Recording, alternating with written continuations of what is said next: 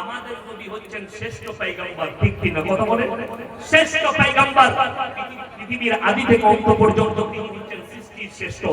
এই হযরত মুহাম্মদ মুস্তাফা সাল্লাল্লাহু আলাইহি ওয়াসাল্লাম তিনি দোয়া করতে লেগেছেন, চাচাকে ক্ষমা করে দাও। আল্লাহ তাআলা জিবরিল আমিনকে পাঠালেন, আর কি বললেন? মা কানা লিন নাবিয়্যি ওয়াল্লাযীনা আমানু আইয়াস্তাগফিরু লিল মুশরিকিন ওয়ালাউ কানু উলি কুরবা। হে আমার নবী, শুনে নাও, যারা মুশরিক হয়ে বেঈমান কাফের হয়ে বদ্দিন হয়ে মারা গেছে তাদের জন্য দোয়া করতে পাবে না, যদিও তারা তোমাদের নিকটতম আত্মীয় হয়। নবীকে আল্লাহ নিষেধ করলেন, আর দোয়া করতে পাবে না। তোমার নিকট আত্মীয় হলেও মুশরিক হয়ে মারা গেছে, বদ্দিন হয়ে মারা গেছে, দুনিয়া থেকে চলে গেছে। অবাক করা তথ্য দিচ্ছি, কেন বললাম 10 কোটি মুসলমান মুসলমান নয়? আল্লাহ রাসূল সাল্লাল্লাহু আলাইহি সাল্লামের হাদিস, আখিরি জামানায় আমার উম্মতের মধ্যে একটা দল, একদল উম্মতি, তারা মুশরিক হয়ে যাবে, কবরের পূজা শুরু করবে, গাছের পূজা শুরু করবে, তারা ঠাকুরের উপাসনা শুরু করবে। আপনি বলবেন হুজুর কই এখন ঠাকুরের উপাসনা? আরে আপনার মুর্শিদাবাদে দলিল দেব, বীরভূমে দলিল দেব, আপনার বীরভূমে দলিল দেব, বর্তমানে দেব। অবাক হবে, সাধারণ লোক তো দূরের কথা, এখন গানের স্টেজে আমাদের মতো বক্তাকে দেখতে পাওয়া যাচ্ছে। কে নাম করব? মুর্শিদাবাদ বক্তব্য দেয় সমাজের বুকে, দেখছি গানের স্টেজে নায়িকার পাশে দাঁড়িয়ে আছে। হাত আল্লাহ হেফাজত করুন। শুধু তাই নয়, বীরভূম ডিস্ট্রিক্টে নামের আগে মুফতি, নামের শেষে পীর, নাম আমি করব। বীরভূম ডিস্ট্রিক্টে এই পদের উনি ব্যক্তি দীপাবলির উৎসবে গিয়ে মানুষকে আশীর্বাদ দিচ্ছে। আপনারা মায়ের আশীর্বাদ নেবেন, মায়ের আশীর্বাদ নিয়ে বাড়ি যাবে, মায়ের আশীর্বাদে ভালো থাকুন। এই দুটো মৌলবীকে জাতির কাছে ক্ষমা চাইতে হবে, আল্লাহর কাছে ইস্তেগফার করতে হবে। কেন? আল্লাহর কাছে যতগুলো পৃথিবীতে পাপ আছে, নিকৃষ্ট পাপ হচ্ছে শিরকের পাপ। আল্লাহর যে ক্ষমতা, সেই ক্ষমতা পৃথিবীতে আর কারোর আছে? আল্লাহর যে ক্ষমতা, আল্লাহ যেটা দিতে পারে, পৃথিবীতে আর কেউ দিতে পারে। এই আকীদা যা থাকবে, সে কাফের, সে মুশরিক, সে মরে যাওয়ার পরে তার জানাজার নামাজ পড়া যাবে না যদি এই আকীদা কেউ নিয়ে আসে। আপনি অবাক হবেন, ইসলাম নিয়ে চিন্তা করছেন, আল্লাহর কসম করে বলছি, ইসলাম এত উন্নত ধর্ম, এত মডেল ধর্ম, আপনি অবাক হবেন। পৃথিবীতে যতগুলো নাস্তিক আছে, তসলিমা নাসরিন নাস্তিক না? নাস্তিক নয়, শিক্ষিতরা বলুন নাস্তিক। আসাদ নূর বলে একটা বাংলাদেশের ছেলে আছে, নাস্তিক। এইরকম যতগুলো নাস্তিক আছে পৃথিবীতে, একটা নাস্তিক কেউ দেখেছে ইসলাম ছাড়া অন্য ধর্মকে গালি দেয়? কথা বলে না? ইসলামকে গালি দিচ্ছে ভারতে বসে কে? তসলিমা নাসরিনের মতো হারামের আওলাদ, হালালের নয়। যদি বলেন আপনার কাছে কি দলিল আছে, যারা শিক্ষিত আছেন, যারা তসলিমা নাসরিনকে ভালোবাসেন, ভালো লেখিকা মনে করেন, স্পষ্টবাদী মনে করেন, সেই শিক্ষিত দিকে অনুরোধ করব, তার লেখা বই লজ্জা বইটা পড়ে দিবেন। লজ্জা, সেই লজ্জা বইয়ে নিজে লিখেছে, আমি আমার মাকে আমার চাচার মশারিতে দেখেছি। যার জন্ম যার চাচা দিয়েছে, তার চাচার সঙ্গে তার মা জিনা করে তাকে জন্ম দিয়েছে, সে কি করে হালাল হতে পারে? সে তো নিজে প্রমাণ করেছে আমি হারামের আওলাদ, আমার চাচার সঙ্গে আমার মায়ের সম্পর্ক ছিল, তাহলে সে হারামের আওলাদ। তাহলে এরপর বলুন, এই লেখিকা নাস্তিক নিজেকে বলছে আমি কোনো ধর্ম বিশ্বাসী নয়, তাহলে তোর বাপ যদি সত্যিকারই জন্ম দিয়ে থাকে, তুই যদি হারামের আওলাদ না হস, আমি চ্যালেঞ্জ করে বললাম, ইসলাম বাদ দিয়ে ভারতে হিন্দু ধর্ম নিয়ে বলো, বৌদ্ধ ধর্ম নিয়ে বলো, খ্রিস্টান ধর্ম নিয়ে বলো, তোমার পাছায় লাথি মেরে গঙ্গা পার করিয়ে। ঠিক বললাম না? ভুল বললাম? সরকার আর রাখবে তাকে? খালি ইসলামকে গালি দেওয়ার কারণে তাকে দিল্লিতে গার্ড করে রেখে দিয়েছে। আপনার কাছে 2002 এর লিস্টে নাম থাকলে আপনি দেশের নাগরিক নয়। আমি বলবো এসআইআর করে তসলিমা নাসরিনের নামটা একবার দেখিয়ে দেওয়া আছে কিনা। আর গত বছরে আর একটা দামি অনুপ্রবেশকারী আমাদের দেশে ঢুকেছে, বাংলাদেশে। আমি আর নাম করবো না, সমাজদারও কে ইশারা কাফি। তার এসআইআর নাম নাই, তাকে কি তাড়াবে না? ইয়াসিনকে তাড়াবার চিন্তা, সাধারণ একটা চাষিবাসীকে চিন্তা, একটা মতুয়া ভাই বাংলাদেশ থেকে এসে আমাদের দেশে মতুয়ারা বাস করছে, তাদের নাম নেই, তাদেরকে তাড়াবার চিন্তা, তাদেরকে ডিটেনশন ক্যাম্পে যেতে হবে। আর সেই দেশের মেহমান করে রেখে দিয়েছো তসলিমা নাসরিন, কেন ডিটেনশন ক্যাম্পে যাবে না? তাকে কেন তাড়ানো হবে না? তাকে দিল্লিতে জায়গা করে রেখে দিয়েছো, একবার বাংলাদেশে পাঠিয়ে দাও। এসআইআর হলে সবারই জন্য এক না এক নয়, সবারই জন্য। হ্যাঁ, কষ্টটা লাগে। ইসলামকে গালি দেওয়া এত সহজ, আর ইসলামকে গালি দিলে পদ পাওয়া যাবে। ইসলামকে প্রতিনিয়ত কয়েকটা হারামের আওলাদ গালি দিয়ে যাচ্ছে, কিন্তু আল্লাহর কসম ইসলামে কোনো ফারাক আছে না। অনেক জনের মনে মনে চিন্তা হয়, যাদের ঈমান কমজোর, কোরআন মনে হয় মিটে যাবে, ইসলাম মনে হয় চলে যাবে, ইসলাম মনে হয় শেষ হয়ে যাবে। তোমার কোরআনের উপরে বিশ্বাস নেই, আমার আল্লাহর উপরে বিশ্বাস নেই। আল্লাহর কসম এই কোরআন অবতীর্ণ হয়েছে, কোরআনের মধ্যে আল্লাহ অলংকার বাজাই রেখেছেন। কি বাজাই রেখেছেন? অলংকার। অলংকার মানে বুঝিয়ে দিই আমার ভাই, আমার বন্ধুগণ, অলংকার কি? ভাই পেছনে অনেক ভাই দাঁড়িয়ে আছে, আমি একবার খালি তকবীর দেবো, সামনের জায়গাগুলো পূরণ করে নেবেন। নারায়ে তাকবীর। এগিয়ে আসুন, তাড়াতাড়ি সামনের জায়গাগুলো পূরণ করে উঠে আসুন। নারায়ে তাকবীর। এ তোরা কেন মানতে পারো না? আরে সে তো মোদি তো বলছে তোরাই খেয়ে দিবি মুর্শিদাবাদের লোকরা। হ্যাঁ, এগিয়ে আসুন, এগিয়ে আসুন। ভাই অনেক লোক দাঁড়িয়ে আছে, অনেক ভাই, আপনাদের অনুরোধ করছি আপনারা একটু এগিয়ে চলে আসুন, সামনে জায়গাগুলো পূরণ করে। মাশাআল্লাহ, চলে আসুন, এগিয়ে আসুন, এগিয়ে আসুন, মাশাআল্লাহ, এগিয়ে আসুন। হ্যাঁ, জাযাকাল্লাহ। ভাই আপনারা একটু জায়গা দেখে বসে যান, ভাই চলে আসুন। এই সাইডে কেন দাঁড়াচ্ছ আপনারা? এইখান থেকে সরে, হ্যাঁ এখান থেকে সরে যান, এদিকে বসো না, জায়গা আছে, এদিকে বসে যান। আমার ভগবান, আমার ভাই, যারা বলছে ইসলামকে মিটিয়ে দেবো, কোরআনকে মিটিয়ে দেবো, কোরআনে অলংকার বাজে। অলংকার কি? আপনার চোখ দিয়ে পানি আসবে শুনলে। এখানে যারা মাস্টার আছেন, ডাক্তার আছেন, প্রফেসর আছেন, ইঞ্জিনিয়ার আছেন, যে ভাইদের কানে, শিক্ষিত ভাইদের কানে আমার আওয়াজ যাচ্ছে, যদি আপনার কাছে একটা দলিল থাকে আপনি এসে দিবেন, আমার পকেট থেকে যত টাকা বেরোবে আপনাকে দিয়ে দেবো। চ্যালেঞ্জ ছুড়লাম, আজকে নয়, আমার আবার জানিবিয়ায় 23 তারিখে জলসা আছে, আরো জলসা আছে আমার মুর্শিদাবাদের বেলডাঙ্গা থানায়, অনেক জায়গায় জলসা আছে। আপনি যে কোনো জলসায় দলিল নিয়ে আসবেন, কিয়ামতের সকাল পর্যন্ত সময় দিলাম। কতদিন পর্যন্ত? কতদিন? রেকর্ডিং হচ্ছে কতদিন? কিয়ামতের সকাল।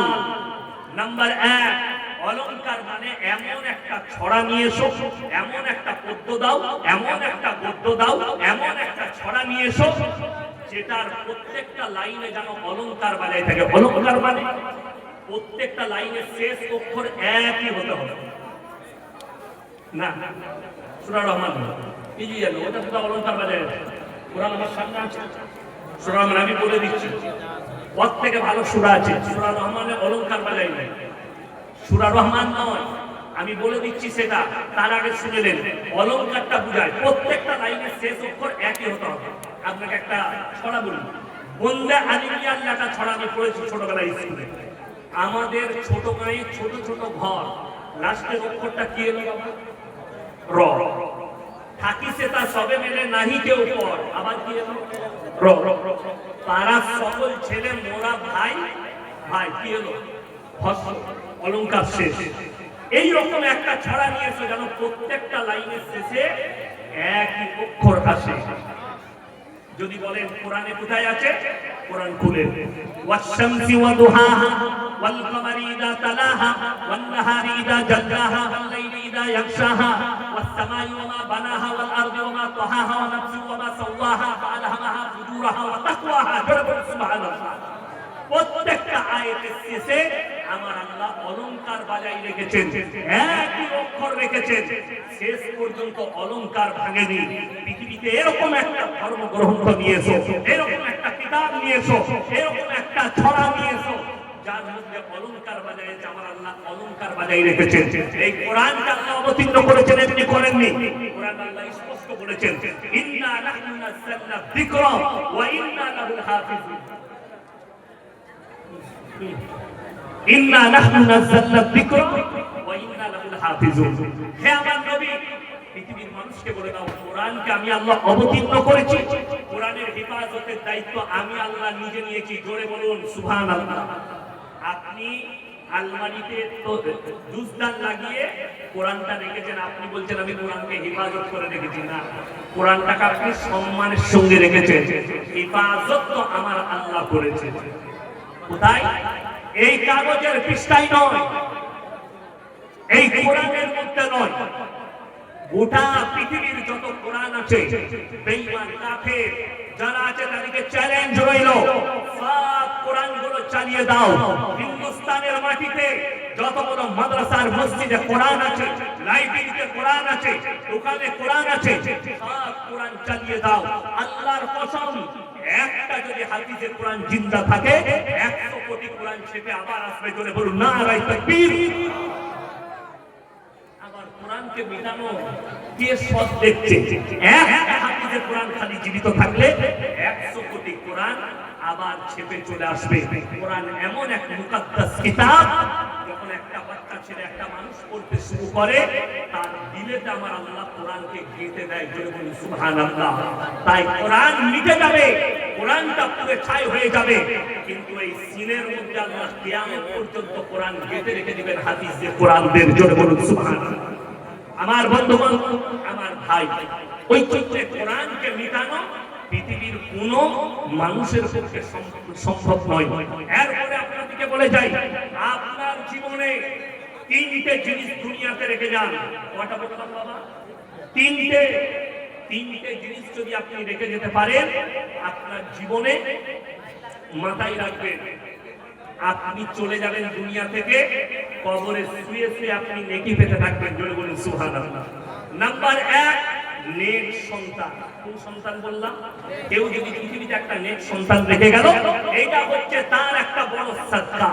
নেক সন্তান আমি দুনিয়াতে রেখে দিয়েছি, এই নেক সন্তান আমি দুনিয়াতে রেখে চলে যাচ্ছি। আমার বন্ধুগণ, এই নেক সন্তানকে আপনি মরে যাওয়ার পরে আপনার জানাজার নামাজ পড়াতে পারবে, আপনি মরে যাওয়ার পরে আপনার কবর জিয়ারত করবে, আপনার জন্য দান করবে, নামাজের মাটিতে বাপের জন্য চোখের পানি ফেলাবে। আল্লাহ, আমার আব্বা তো চলে গেছে, তুমি আমার আব্বাকে জান্নাতি করো, আমার আল্লাহর মাগফিরাত করে দাও। হাদিসে আছে, চোখের পানিটা গালে গড়ানোর আগে আমার আল্লাহ তোমার দোয়াকে কবুল করে নেবে। জোরে বলুন সুবহানাল্লাহ। নেক সন্তান ওই জন্য রেখে যান, বেঁচে থাকতে সন্তানকে নামাজের দাওয়াত দেন, তাকে দিনদার করেন। আপনার ছেলে ডাক্তার হোক, মাস্টার হোক, প্রফেসর হোক, ইঞ্জিনিয়ার হোক, নেতা হোক, মন্ত্রী হোক, যা করবেন করেলেন, কিন্তু দিন তার মধ্যে যেন থাকে, নামাজ কম্পালসারি তার মধ্যে যেন থাকে, আল্লাহ এবং রাসূলের উপরে বিশ্বাস, কিয়ামতের দিনের উপরে বিশ্বাস, সে যেন কোরআনের মহব্বতের উপরে টিকে থাকে, আল্লাহর মহব্বতে।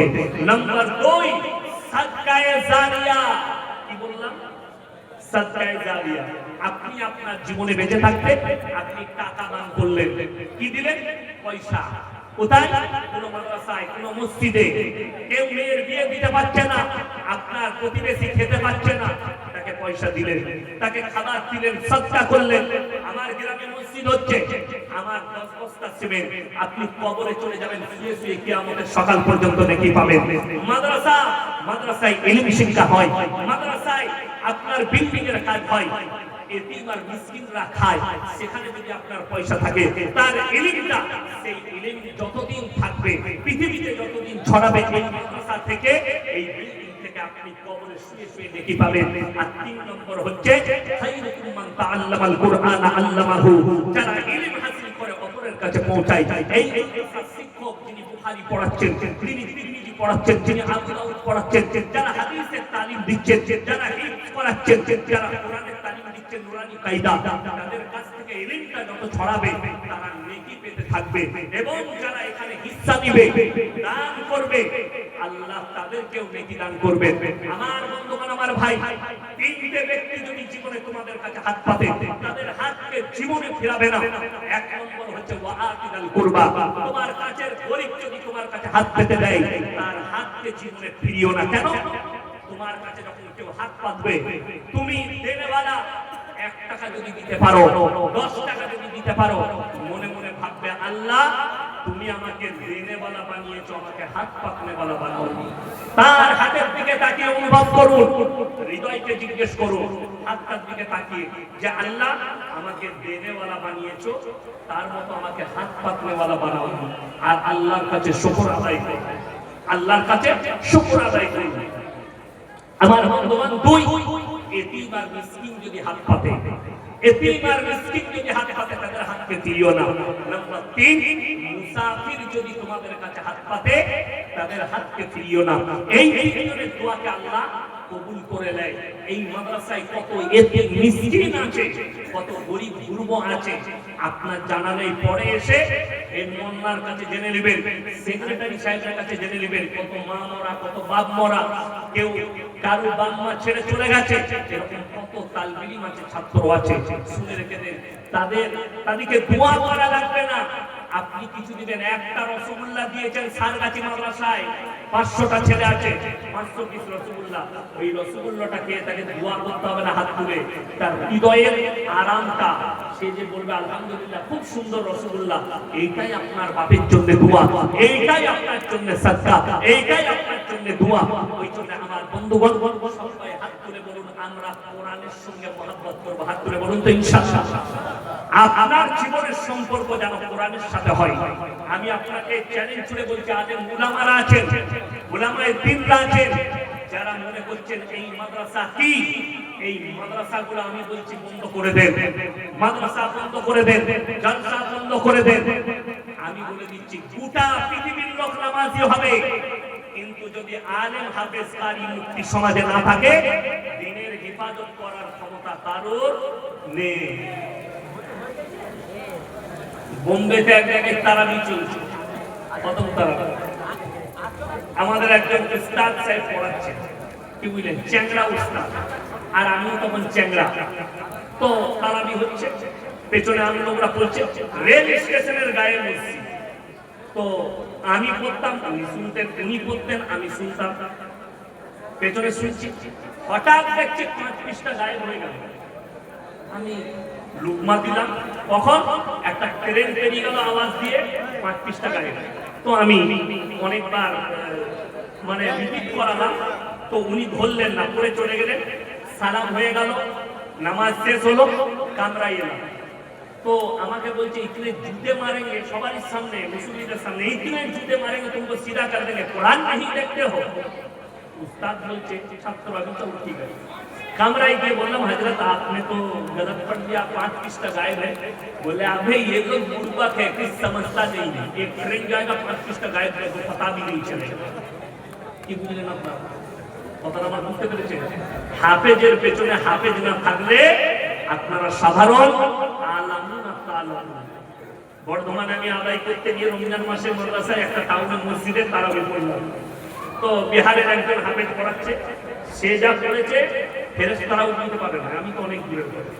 तो नमाज़ेर पढ़े हमें बिल करके हमारे से बोलते हजरत हमारा पढ़ा कुरान कैसे लगा पढ़ना, हमने बहुत अच्छा, तुम ऐसे पढ़ रहे थे कि फरिश्तों को भी पता नहीं चला तुम कहाँ पढ़ रहे, तुम इतने अच्छा पढ़ रहे।